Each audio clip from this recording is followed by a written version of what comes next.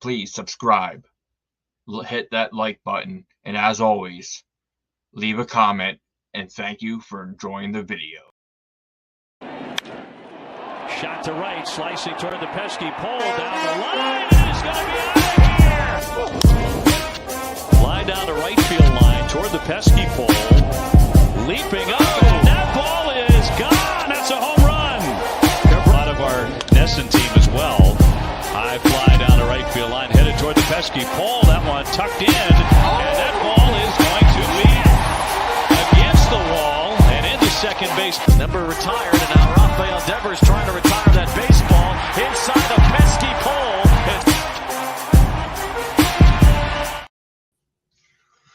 Welcome to another episode of the Pesky Podcast, episode 77. I am your host, the Ritt. With me, like always, is the OG and DC, brought to you by BSCN, Boston Sports Entertainment Network. Guys, what's going on, man? How you doing? George, I'm going to take you for a small back seat because I want to talk a little bit with DC about this, because I'm not sure if you listened to him for a while, but the biggest news of Red Sox whole offseason just happened this past week, DC. And what did you think of the re-debut, episode 440, whatever, I don't know, I can't remember, episode of Section 10 podcast? Jared Carrabis, Steve Peralt, Tyler Milliken, and Coley Mick. So DC, what did you get to listen to the latest podcast? What's going on, man? What are you thinking? I've listened to probably more than half of it. I was also, once they dropped the video of it, but I was pretty stoked to wake up and see that. Been wondering what's going on with them. Jared was teasing it for a couple of weeks, said they had some technical difficulties, but yeah, it brought me back to 2017, 2016. That's basically how I kind of got into Red Sox Twitter. I mean, I wasn't very active at all until we started this. Not that I'm very, not active now, to be honest with you. But yeah, man, felt like a kid again, even though I was in my late 20s, mid 20s when I listened to them. But excited to have them back. Jared's he's my white whale. I've talked about that numerous times. Love the dude. Think he brings a lot to the plate, and everybody else that's associated with the podcast. So pretty fucking stoked, man. Man, I've got to say, the intro, that gave me goosebumps. You know what I'm saying? Like when I went and click play on the episode that they came back on, and Jared started off with the intro, and then Steve kicked in. I thought that was just. I'm like, we got a chance. Like, the Red Sox got a chance. Like, we haven't won anything since Section 10 split up. So I'm like, man, we got a chance now. George, I know you know who Jared Carrabis is, Steve and them, Tyler. Did you ever get a chance to check out Section 10 podcast? No, I have not. It's when I heard they got the band back together again, my goal was to re-listen to that first episode again. So I haven't. I've been kind of tied up doing some other things, but yeah, I mean, they're a legend. And good for them. I'm glad they got the band back together. Yeah, I'm stoked. That to me that's the biggest off-season move that happened in Red Sox news, for them all to come back together. But enough about that.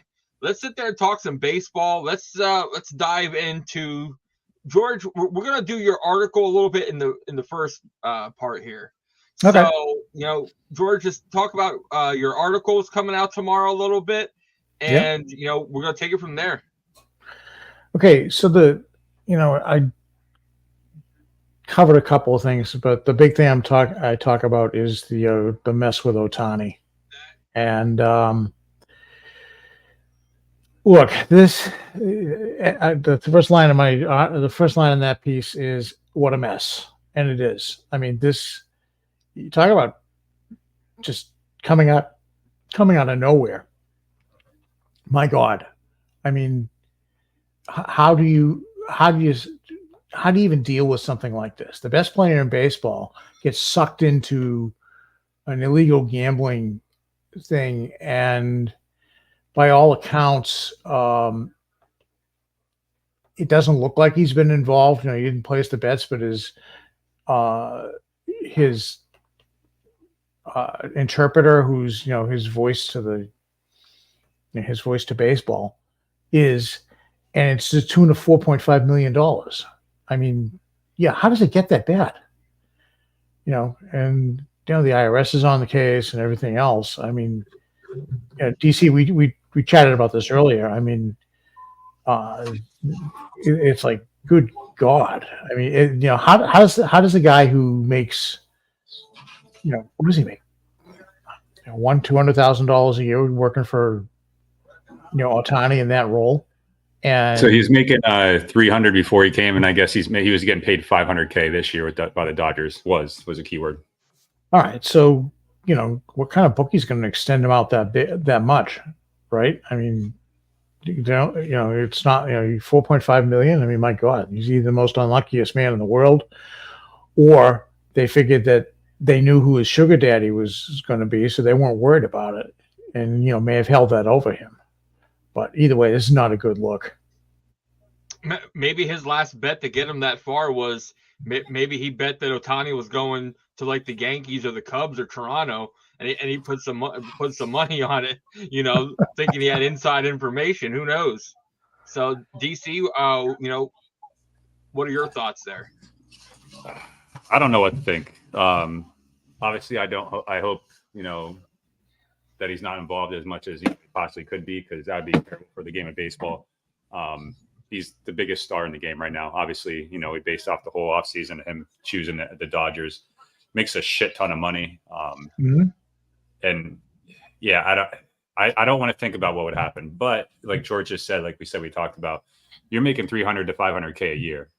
How the hell are you getting a line of credit for more than $1 million, for that much money? That's just absolutely insanity. It's fishy. They come out, he paid the debt for him. And then a couple of days later, the day after or whatever, Ohtani's lawyers, oh no, he stole that money. The tinfoil hat of me wants to say that, Ipe, I think that's how you say his first name. I'm not even going to try to say his last name, but I think Ipe or whatever. Yeah, maybe he signed an NDA. He's taking the fall. He's going to be getting payments on the back end, not in the public. But this is terrible if this goes the way that hopefully it doesn't go. But I don't know. Well, that's my fear. Go ahead. Sorry. No, that's my fear, is that Manfred's going to try to make this go away the best way he can, and that's the wrong way to approach it. Do it right. Open it up. Make sure you get everything out in the open, right? Respect certain levels of privacy, understood, right?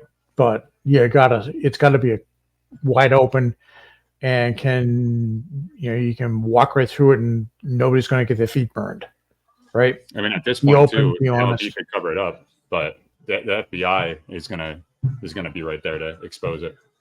Yeah, the IRS doesn't give a rat's behind. I mean, a wire transfer, and that's the other thing. They wired the money. Do you know how much paperwork you have to fill out to get a wire? And never, you're not talking $10,000. This is $4.5 million. There's a lot of paperwork that has to be filled out. A lot of people had to know about it, and this isn't Venmo. We go out to lunch and you cover me, and I Venmo you the money later, right? This is serious stuff. So yeah, Treasury's involved, and this ain't going to be good. And to go and think about it, right? Like you guys have stated, before we came on the air, like this is an illegal bookie. Like, why would you want to have a paper trail of that much money going to somebody that is not, a licensed bookie? George, you and DC mentioned that it's not legal in California. So, like, how long has this been going on? Since it could have been since he was playing for the Angels.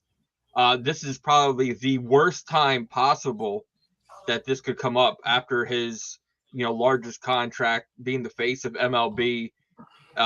This does not look good for him. So let's sit there and talk a little bit about comparing this. If this is turned out to be true and MLB is not able to cover it up, does he get the whole Pete Rose treatment? Like, is he better. Does he get kicked out of baseball forever? Like, yep, in the whole 9 yards? yep. Got it. It doesn't matter how big of a star he is. Yeah, under Rule 21, he's toast. Okay. I mean, Pete Rose he was betting on his own, team to win or lose. Mm-hmm. All right. He denies it to this day, but who cares? They had proof. Ohtani, simply by interacting with the bookie and paying the debt, he's in severe violation of Rule 21. All right. That's consorting with illegal bookmakers. And you do it in a state that doesn't have legal gambling yet. All right. So strike two. I don't see how they get past this. He gets the Rose treatment. I mean, if he doesn't, this is going to be worse than the Black Sox scandal over 100 years ago when somebody threw the World Series. I mean, you just can't do that. And, Manfred probably loses his job too. All right. He becomes collateral damage in all of this. But yeah, he's got it. Yeah, he steps in a landmine with this one. George, can you go in depth a little bit about Rule 21 for the fans that don't understand what that actually is? Well, Rule 21 talks about the ability for a player that says a player, an umpire, or a club league official who places bets with illegal bookmakers or agents for bookmakers shall be subject to the penalty as the commissioner deems appropriate in light of the facts and circumstances.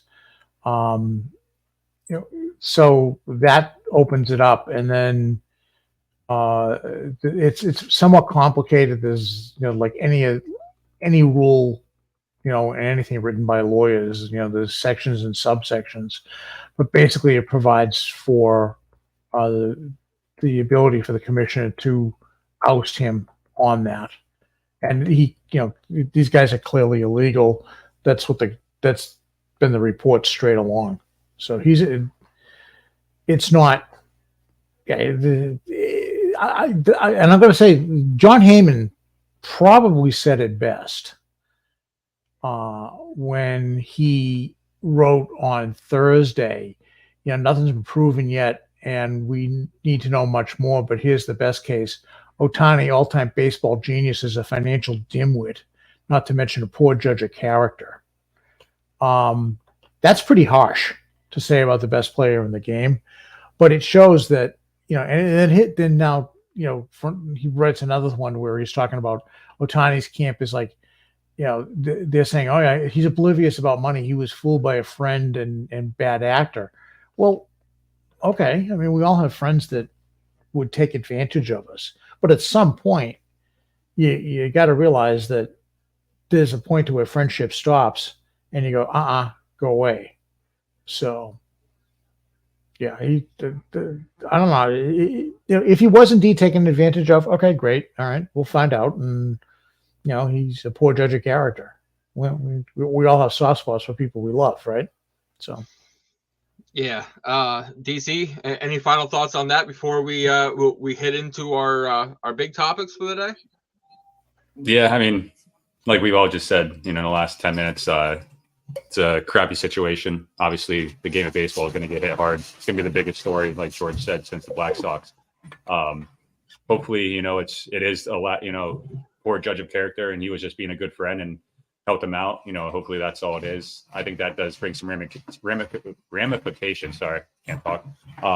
In some sense, but nothing crazy. But it could be he was putting the bets in for Ohtani. Not saying that's what happened, but just be a sad day for baseball. And honestly, I'll take some responsibility, because in the keeper league that you and I are in, Josh, I drafted him, so I probably cursed his ass. Man, I'm just like, overall, this whole situation is just okay.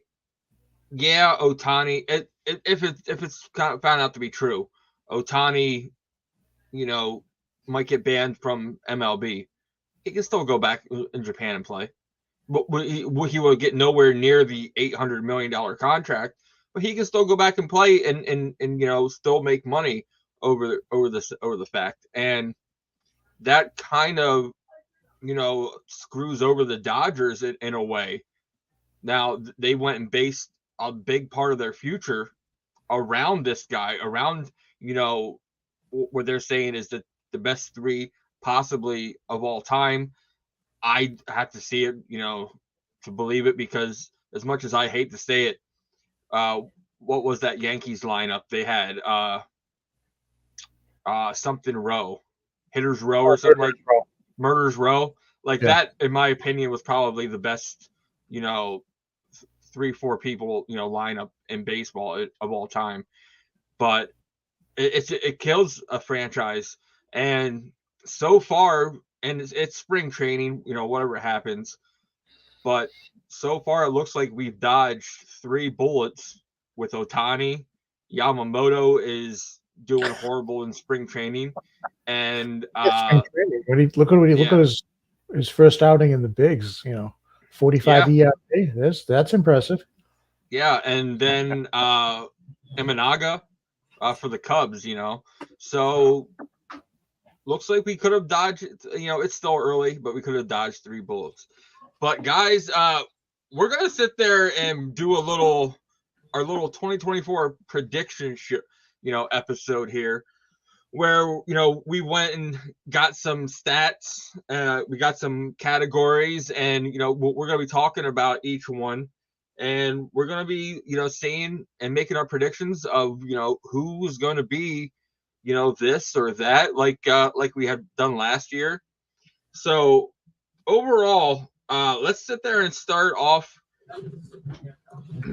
with who will be the most improved Red Sox player from last year to this year overall. So that was the one I threw in there last, just because I see a lot of people this year that have the ability to improve on what they did last year.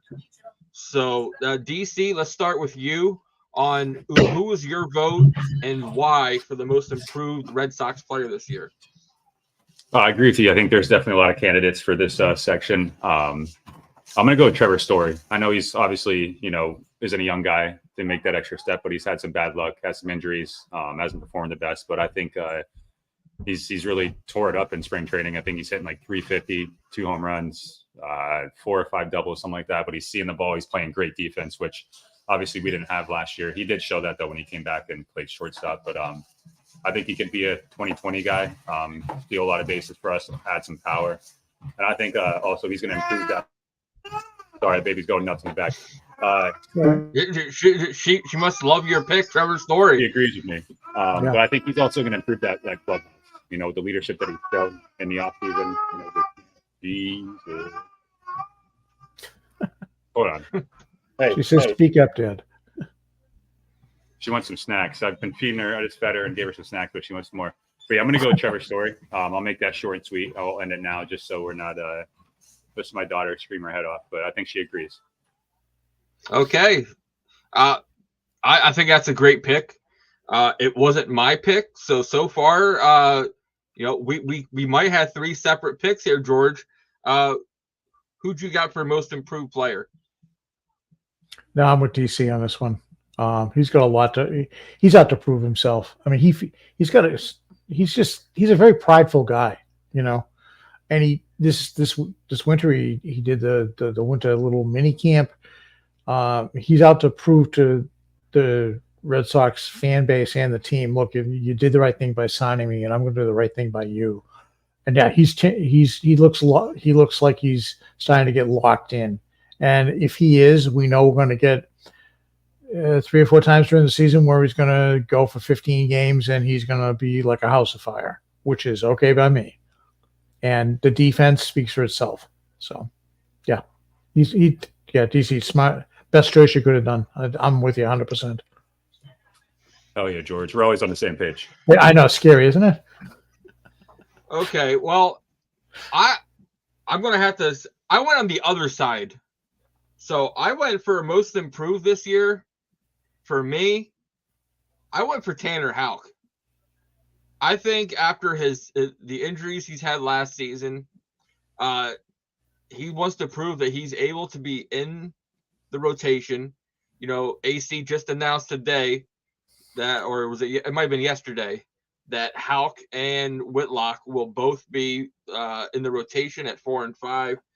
I just think the way he looked this spring, I don't know if it's Breslow and Bailey that are working with him.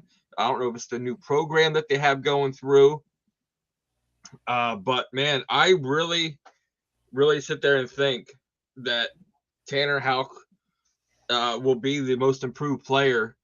And if he can improve, if any of our starting pitchers can just improve on last season going forward this season, it would put us in a really good predicament then overall in the season. So what are you guys thinking about, Tanner Houck?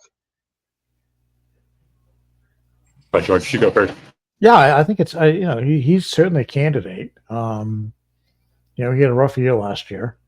He looks like he's turned the corner and looks like he can be an effective pitcher for at least 5 innings. So yeah, I mean, that's huge, particularly coming off the injury he had last year. So yeah, I mean, he's certainly a candidate. Like I said, yeah, I don't. Oh, sorry. There's too many candidates. I mean, if there's no wrong candidate. There's just when any one of us feels the best.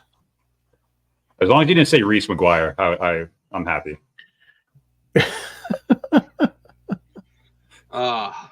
No, trust me. I don't know how he made it on the team still. So, but okay, that was most improved. We kind of went off of both injuries last season, coming back this season. So I think that both of them, our picks could be very good, valuable. And if both of them do make it out, to be most improved, we're looking at a completely different Red Sox team from last year. And I think we are looking at a completely different Red Sox team from last year. So, George, you picked this next category. I'm kind of curious, so we're going to start with you. DFA. Who will be the first player DFA'd this season? As much as I wanted to vote for our personal favorite guys, which is Reese McGuire, I went with Rob Refsnyder. I think he becomes the odd man out. If the outfield has a lot of candidates, who can play. And I think he becomes the odd man out, and not at a huge price. He was signed at a bargain basement deal. He finally got his first multi-year deal last year, which is, good for him. I just see he becomes a victim of circumstances and he's gone. It's too bad because, he's been a good trooper and done, what the organization asked for, but he gets lost in the numbers game. So yeah, Rob Refsnyder for me. Well, that is a great pick just for the fact of Cedone Rafaela. AC announced it today. He's on opening day roster.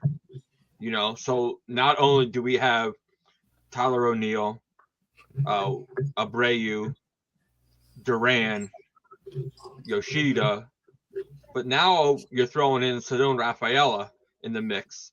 So it's like, someone's got to go, like you said, George, and it could end up being, Refsnyder. I was always, this whole offseason, I've been wondering, much like DC, wondering why Reese McGuire is still on this team.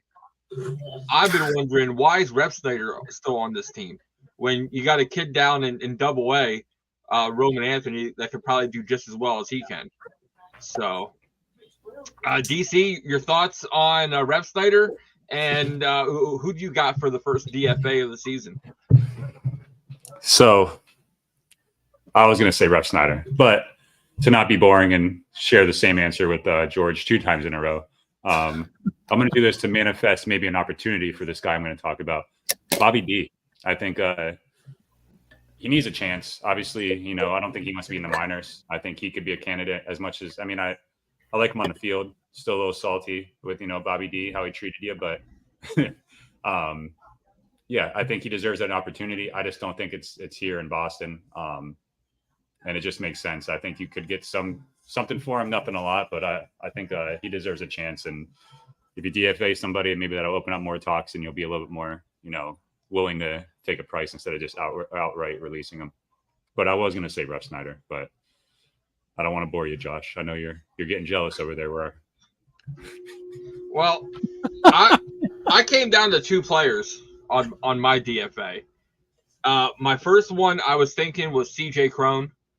I just don't think he's gonna make it, but I don't think he's gonna be DFA'd. I just think they're gonna try to outright him to the minor leagues, and I just think he's just gonna be like, nope, I'll test free agency again. So I went on the pitching standpoint yet again for my DFA. I think it's gonna be a little bit, but I'm Brian Mata. They need that 40-man spot.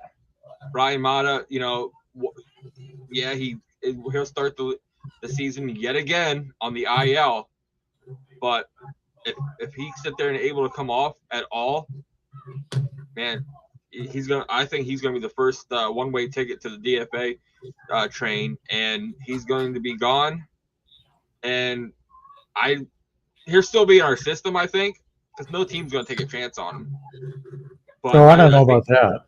I think they might. You think the promise is there, for the price of he's got to clear waivers, right? So yeah. So I just don't see like Mata making it through overall. So I was really gonna pick Cron, but I think he's gonna say bye himself overall. So DC, some thoughts? I'm actually a fan of him, but I could see it going that way.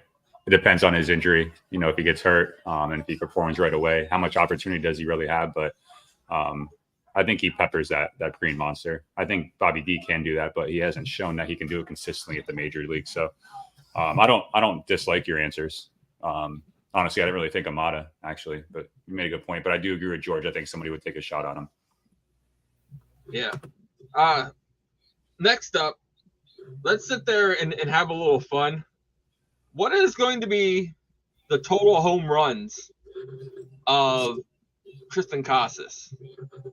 So we're going to go total home run number for the season of Tristan Casas. So DC, let's start with you.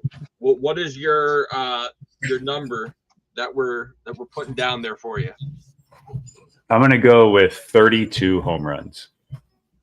I'm going to be somewhat, high up there. I think he could do a lot better. I think he could hit 35 to 40 if he wanted to, but I'm going to be cautiously optimistic and set that at 32. Once again, he's on your fantasy team, so that's probably want to be a little cautious, But yeah, 32 I think is a good number. I sit there and I like it. George, where were you at? 29. 29? Yeah. I think Okay. I'm with DC. He could go for 35 or 40 if he goes really off. But I think it's a pretty safe assumption. I think 29, 30, but 29 is that's the number I had. So, well, my number I took was 34. I sit there and I'm like, man, I like the number. Ortiz's number. I'm thinking, he's going to be hitting some bombs this year. I do see him improving overall in the offense. He's not going to have that 2-month slump at the beginning of the year or beginning of the season like he did last year. So he's able to weave in and out of the slumps. When he's starting to get in a slump, he's able to figure things out a lot quicker and come out on the other end, a lot quicker now, like we've seen in the second half. So I went 34 home runs for Tristan Casas this year. So DC's got 32, George went with 29. I got 34. So overall, Good numbers. Good numbers, a little range there. Let's go hit 50 for me, baby. Oh, 50. I don't know about 50. I know, but it'd be nice. So let's go stolen bases. Who's going to have the most stolen bases this year for our Boston Red Sox? So, George, let's start off with you then.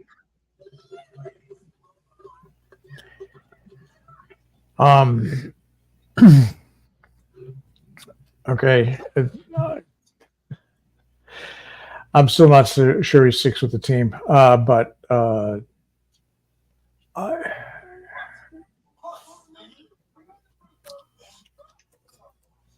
I think, you know what? I wouldn't be surprised if Trevor Story does it. No, I didn't. Did I, DC? I'm following you. I don't care. Keep going. Okay. I think he's good for 25 or 30 this year. I think he's going out to prove himself all out again. You know, he's going to hit some bombs. He's going to steal. God knows he's, probably the second fastest after Duran, which was the easy choice. But I think Story 25 to 30 stolen bases. Duran could be, but let's make sure we get the right Duran. And don't give up on Rafaela. He's another speed demon. So, but yeah, I think Trevor Story. DC? Yeah, I was going to say Trevor Story. Oh, God. I was just looking at his stats. It's so funny that George. I mean, his career high is 27, which was back in 2018. But I don't know. There just seems a different aura about him this year. I think he stays healthy. I think he puts it together. And I see 25 to 30 stolen bases. Get out of my brain, George, please. There's some weird stuff in there, man. You don't want to be in there. Same here, brother. You don't want to be in here either. But I totally agree. I think he's going to be running. And like George said, you have Duran, you have Rafaela. I don't know what the playing time looks like in the outfield. You know how skids happen. Duran could get hurt. Rafaela may not, do that great in the beginning, lose some playing time in the beginning. You never know. But I think Trevor Story has the most consistent, easy path to that, with the playing time and consistency that he does bring each day, as long as he stays healthy, of course. Yep. Well, you guys remember last year, Jarren Duran and Trevor Story had that, back and forth of, who can steal more bases once Story came back. So hopefully there's a little friendly competition there this year too. I had Jarren Duran down on my paper all the way up until AC mentioned that Rafaela will be starting the season with them. So I had to cross off Jarren Duran for Rafaela, and I was just like you, DC. I looked at the log jam and the rotation in the outfield, but after 2 days ago, seeing Rafaela play second base, I'm comfortable with him playing second base and the outfield from time to time. Unlike last year when Kike played shortstop and the outfield from time to time. Who's Kike? So, Kike who? Do you love me? Yeah. So, but no, I went and picked Cedon Rafaela as the steals leader, and I really think that he has a chance to, go off this year. And the best part about it is, when I watched him in AAA when they played Scranton, and then seeing him in September, he just was having fun.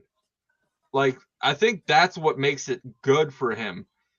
Just going out there and having a lot of fun, but going out with a purpose also. And he has a purpose this year. Everybody was talking about, will he make opening day? So he has 3-4 home runs, this offseason. Did you guys get to check out that, I don't know how, that slide in the second? He should have been tugged out by a mile, somehow slid through the whole thing and able to stay on the base, to be called safe. And it was just absolutely crazy. So Cedone Rafaela is my pick for stolen bases. So I like it. let's sit there and switch it up, and let's go. Who will be your doubles leader? So I was going to go a couple different ways with this, and there's always a clear favorite already because it was, one of the nicknames they gave him. So, but I went a completely different way. So let's DC start with you. Who did you sit there and pick that will lead the team in doubles this year? I'm going to go Devers. I think he leads it. I was actually surprised to see how low Tristan Casas doubles total last year was. It was only 21. But yeah, I'm going to go Devers. You don't really hear too much about Devers this past offseason. I've seen a lot of not negative stuff, but some kind of shade, thrown his way. I mean, last year he had a pretty decent year, 33 home runs, 100 RBIs. His VH or his batting average was down, but I think he comes out and he murks it this year, which I think I'm probably forecasting for later on. But I think Devers takes the doubles crown home. I hope he does too. Okay, I didn't even think Devers overall. Like Devers wasn't really on my radar for that. So I really like how, you went outside the box there, DC, thinking about that. George, what are your thoughts on Devers, and then who'd you pick? I picked Tyler O'Neill, but Devers, yeah, I mean, especially the way he's been going oppo in spring training. I mean, he's whatever the pitch is giving him, he's taking. So yeah, he's going to put a few more dents in the left field wall. But I'm thinking O'Neill, if he can stay healthy, and how strong he is, he could easily put up 40 to 45 doubles. So he's a tank, dude. Yeah, he is. And he steals a ton of bases too when he's healthy. Yeah. Not to go off track here, but I just happened to glance down at my phone. I wonder if there's something happening that we don't know about. The Red Sox Twins are live, and underneath that, the top two trending things on Twitter is Jordan Montgomery and the Red Sox. So that kind of don't tease me. No. I'm just saying that right now, the top two things are Jordan Montgomery is number one. Trending number two is the Red Sox. Then you got Anna J, the Cubs, new Twitter, Al Horford. Like it's Wayne Brady. I don't know why that was funny. But no, it's man, maybe just maybe. So hold on, MLB just set out a thing. So my doubles for this year. Oh, okay, never mind. My doubles leader for this year is DC, the same one that I told you last year, which of course you still have him on your fantasy team for this year because you drafted him, is Masataka Yoshida. I think this year, with him being in the DH spot, with him, not having to play the outfield, getting a full year, I really think that he's going to sit there and be that doubles machine for us. And we really need him to pick up the batting average, get more, hits to get on base. So that's who I went and picked overall for my doubles. George, DC, what are your thoughts on, Yoshida this year? I think he's going to have a solid year. He's got his first year under his belt. He knows how to manage the body now. I think they're going to probably be more strategic in how they give him days off and such like that. And he's got a year under his belt as far as pitching. He went on tears there for a couple of months, and then after the year went on, he kind of faded off. But I like it. I think it's a good pick. The only thing I question is speed. He's not blessed with great foot speed. I agree with you, DC. I think he's going to have a very good year. I can see him hitting 290, 295, 15 to 20 home runs, knocking in 75. I mean, that's certainly doable for him. And yeah, I think he's got a year on MLB. He knows what to expect now, right? So yeah, he's a smart player, and yeah, I just don't doubles. I don't think he leads the team in it. He'll hit some, but I don't think to the extent that he'll be the team leader. Yeah, Duran could have been there. Like, yes. I think Duran probably will be there. As the leader for doubles. He lead the team in singles becoming doubles, but not. So let's go Cy Young. I know, George. You probably already know who my pick's gonna be, but I have no idea, really. Let's just because he said that, I think I know. Yeah. Just let's start off with you, George. Who do you think's the Red Sox Cy Young Award winner going to be? And I'm going to demonstrate my continued bias for this player. Is one Mr. Nick Pivetta. He becomes an unrestricted free agent next year. He found his little sweeper slider thing at the end of the season last year, made him much more effective. He came in way ahead of preparation for the rest of the staff. He's out to prove something. And if the Red Sox don't extend him, he's going to make himself a lot of money. So he's going to be out there. That's who I think it's going to be. So so George is going to be giving us and saying Nick Pivetta will be totally nasty. Be totally nasty. Yeah. Totally nasty. That clip is going to live on forever. Oh God, I love it. So today, the 2024 Boston Red Sox Totally Nasty Award will be going to Nick Pivetta. That's what we're going to do. Every week, we're going to vote on, the best pitcher of the week performance, and we're going to be handing out the Totally Nasty Award.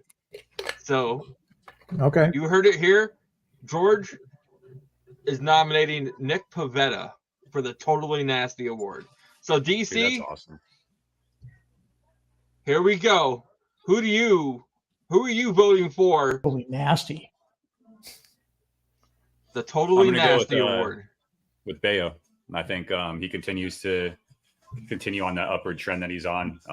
Having Andrew Bailey and Craig Breslow now part of the team. I think good things are just ahead.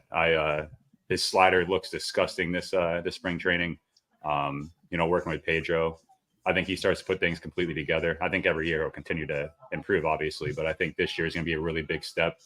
And I think he wants the ball. I mean, he just signed that contract.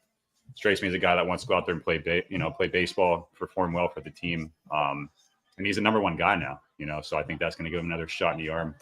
And I think he's a Cy Young, but I do like George's pick. I really do. Yeah. I don't even know if I even have to say anything. Oh, go ahead. We went on the record. Well, does it rhyme with gutter? Yeah. First name? Yeah. Oh, mother. So, yeah. Well, once again, I will be riding this year. and the thing of it is, you guys laughed at me last year. Like, when I said he was going to get the most wins, and he almost did. So, once again, I'm going for my Totally Nasty Award. Hold on, I don't say it that well. Be totally nasty. I'm going for Cutter Crawford. So, Cutter Crawford, he is my throw-in for this year's Totally Nasty Award. So, I can't wait for Ed Hand to sit there and listen to this part right here, because, man, we're going to be – it was his idea, and we're going to be riding this all the way, till Shout out Ed Hand. Love that dude. So, let's sit there and go. Do we send the winner a T-shirt every week, or what? The Totally Nasty. Why are we not making Totally Nasty shirts? Well, we're going to now. Like, tell you, man, we need one with George's face on it, like a little cartoon like outline. Yeah, maybe a horse is behind, but certainly not that. But no, we're sitting there. We're gonna be making out the totally nasty shirt for opening day. So, but let's go. Let's go. Devers home runs. What is Devers home run total going to be this year? So, who'd I start off with last time? George. So let's start off with DC this time. Who, or actually, how many home runs is Devers going to hit this season? Devers. I'm going to go one more than his career high, 39. And I hate odd numbers, but I don't want to get in the 40s and then, he really doesn't get close. But yeah, I'm going to go 39. I think he just comes out and performs well. Like I said, I really appreciated the down talk endeavors of last past offseason. I think he was an anchor to that lineup last year, just like Casas was. Granted, I think everybody's excited about Tristan Casas, which, rightfully so. I'm huge on that guy. But I think Devers is getting left in the dark a little bit. And I think he comes out and silences those conversations. I think he starts performing to the ability that he really can and, to what that contract pays him. And I think he comes out, hits 39 bombs this year plus. But I'll stick with 39. Well, normally we would go right to you, George. But I'm really excited to say this number for me. So DC went 39. I have written down 41. I think I think he starts to pull the ball. You can't read it, but it says 41 on mine as well. I wrote it down for my notes for tonight. But I think Devers starts to show opposite field like he has in spring training. I think he gets deeper into the counts. He frustrates the pitcher a little more, and he stops talking, getting his own head, and he starts doing what that contract is meant to. And I have Devers at 41 home runs. I still have him for the overall MVP for the American League. I still saying that. I'm still going on record for that. But 41 home runs, for all that. Since we had Steve Ferrari on and he started, looking at different like batters and stuff, and then watching some spring training and seeing that Devers is one of them that's going deeper in the counts, frustrating the pitcher, and going opposite field. And it's not like he's trying to, but he's taking that extra opportunity and going to the opposite field. I love Devers this year. George, great minds think alike, so I'm glad that I went first. So, you can follow me for that one. Oh yeah. I had it here to say one of the things we talked about earlier, I wrote it down, and the things that I brought up, I said, make sure I wrote them down, and Devers 41. I think that might even be low if he really,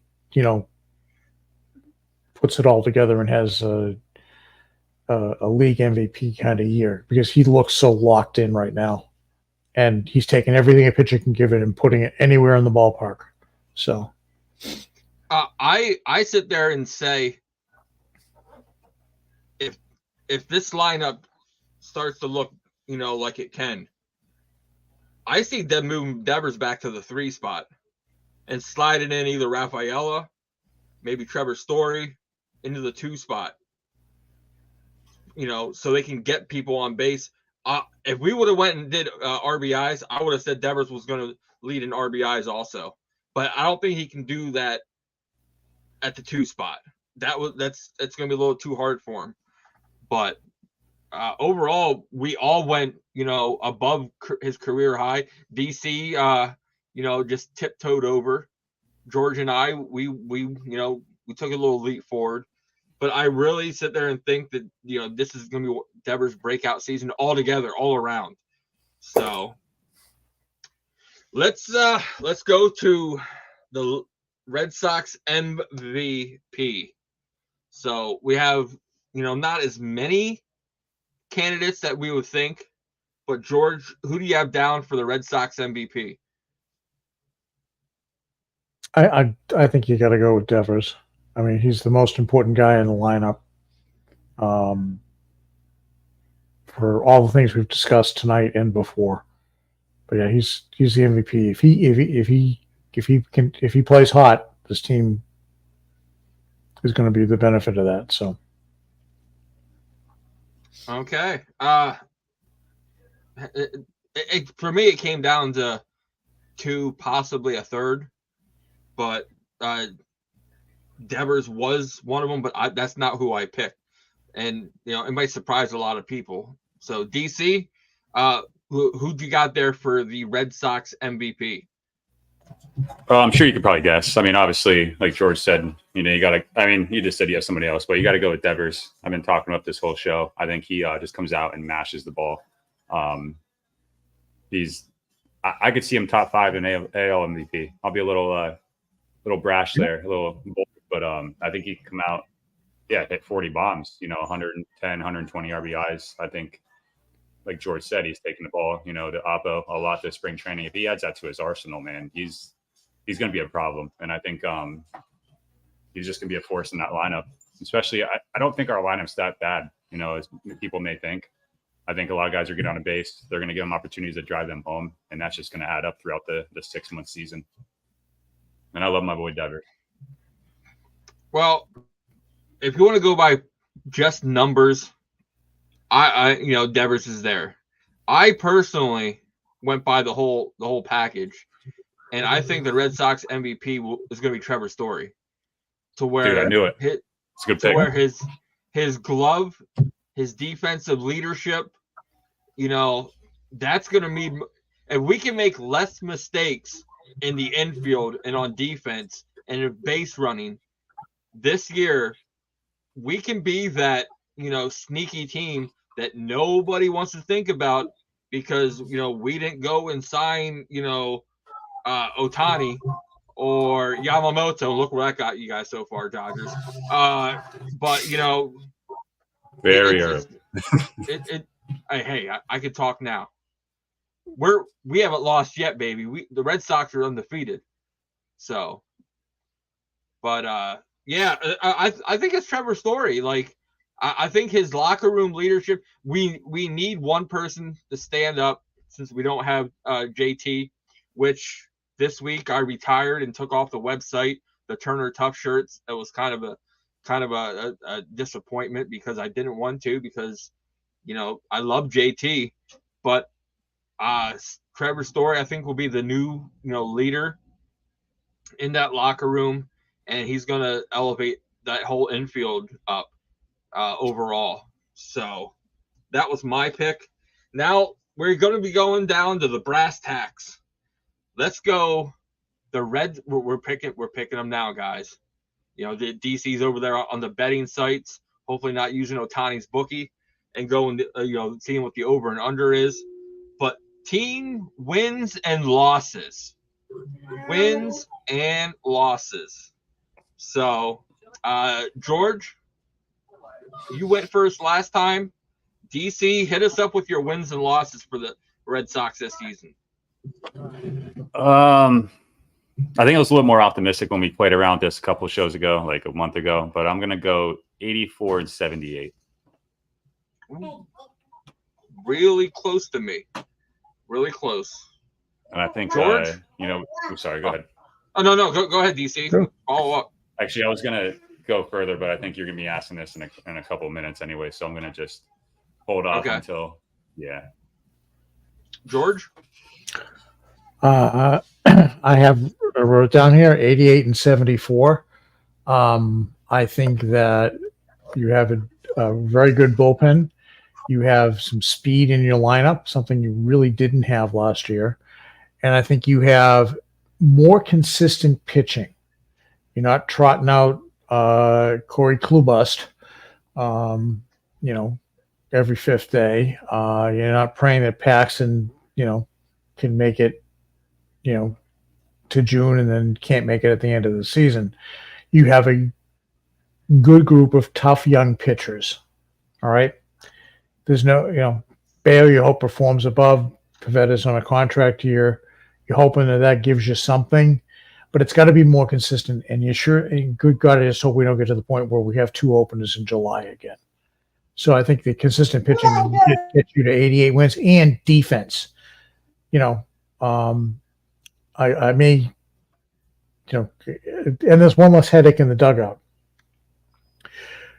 So, Kike's in Los Angeles where he belongs. Alex Verdugo is pulling the same old crap down in the Bronx. So yeah, I think, it's addition by subtraction, and I think they're a better team for it. So I see 88 and 74.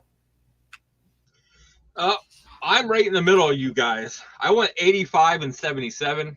I think that will give us just enough record to get us that second wild card spot that I've said.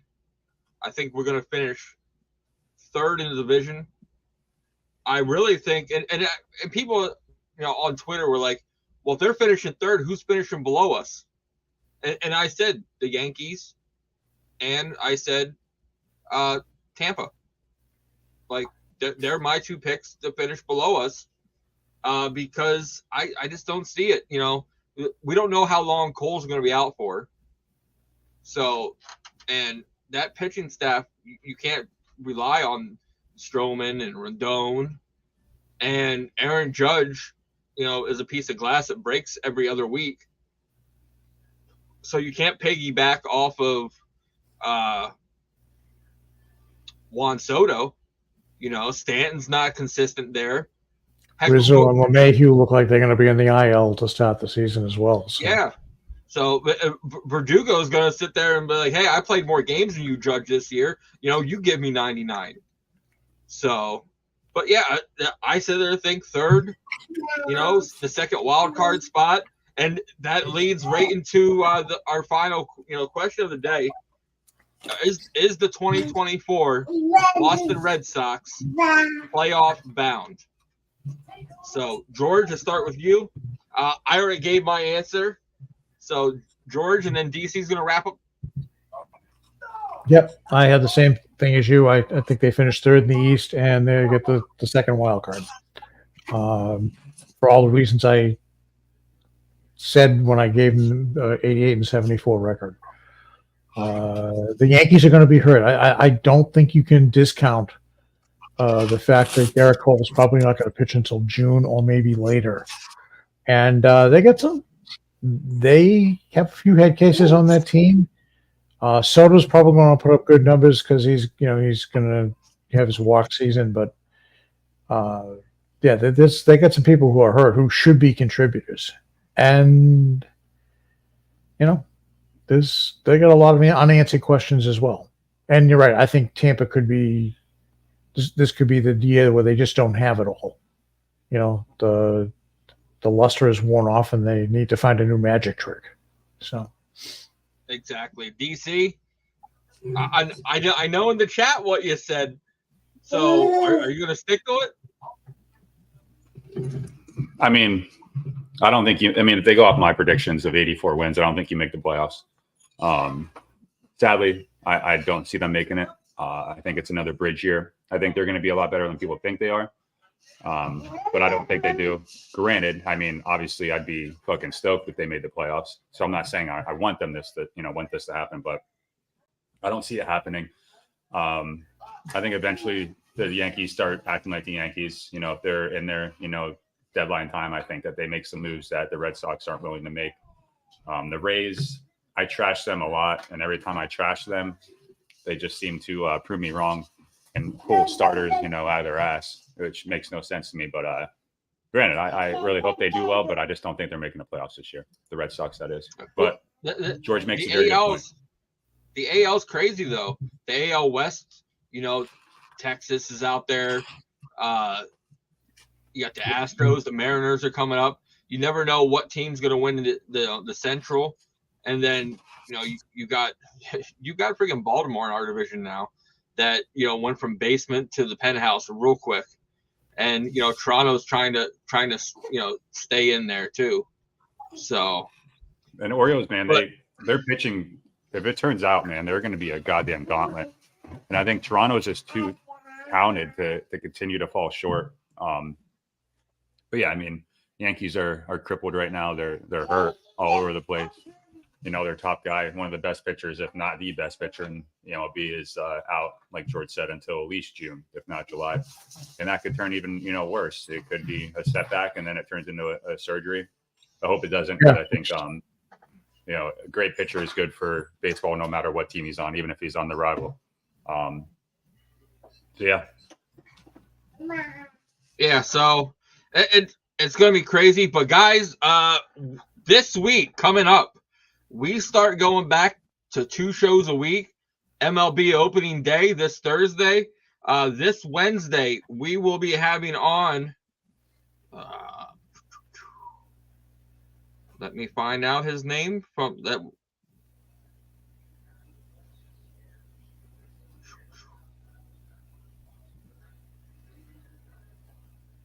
Jeff Glover.